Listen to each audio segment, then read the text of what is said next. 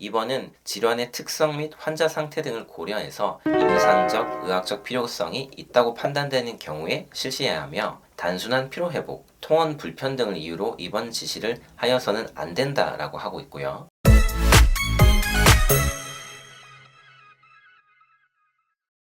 안녕하세요, 편집사입니다. 여러분, 불필요한 입원을 해서 보험금을 청구하면 보험 사기가 되는 거 알고 계시죠? 네, 물론 우리가 생각하는 불필요한 입원과 보험사가 생각하는 불필요한 입원의 수준은 서로 조금 다른 것 같습니다. 어쨌든 수사기관이 자기들 내키는 대로 입원이 불필요했다라고 판단하는 것은 아니고 입원 적정성 심사라는 것을 통해서 입원이 타당했는지 판단을 하게 되는데요. 오늘은 소위 과잉 입원 혹은 과다 입원형 보험 사기라고 부르는 사건에서 입원 적정성 심사가 무엇인지 말씀드리도록 하겠습니다. 보험사기 방지 특별법에 따르면요, 수사기관은 보험사기 행위 수사를 위해서 입원이 적정한 것인지 여부에 대한 심사가 필요하다고 판단되면 건강보험심사평가원, 줄여서 심평원이라고 하죠. 이 심평원에 입원 적정성 심사를 의뢰할 수 있다라고 되어 있습니다. 그러면서 심평원은 입원 적정성에 대한 심사 기준을 마련할 때 병력, 건강 상태 등 환자의 개인적인 특성과 입원 치료의 유효성, 필요성 및 의학적 타당성을 고려해야 한다고 하고 있습니다.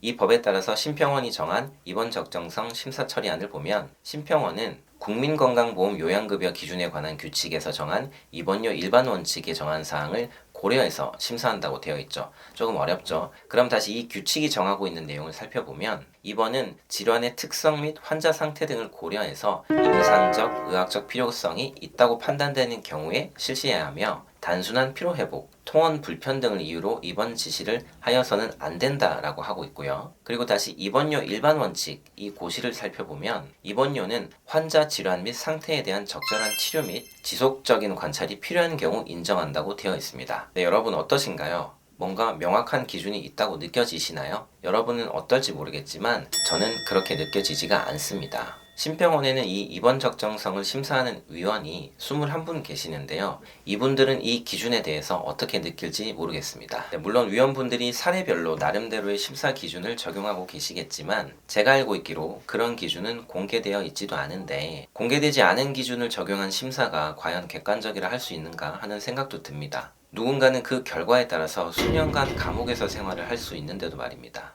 그리고 이 21분의 위원들이 전국에서 보험사가 보험사기로 의심된다면서 진정을 제기하는 수많은 사건들을 다 담당하고 계신 것으로 알고 있는데 과연 세세한 심사가 이루어지고 있는지 애초에 이게 물리적으로 가능한지도 의문입니다. 자, 그럼 어쨌든 입원이 과다하다고 조사를 받게 된 사람들 입장에서는 어떻게 해야 할까요? 수사기관은 보험사가 제출한 자료를 심사평가원에 보냅니다. 보험사가 제출한 자료로 입원 적정성이 판단되는 것입니다. 당연히 처벌해달라고 진정한 쪽에서 제출한 자료이기 때문에 조사를 받는 사람 입장에서 불리할 수 있겠죠.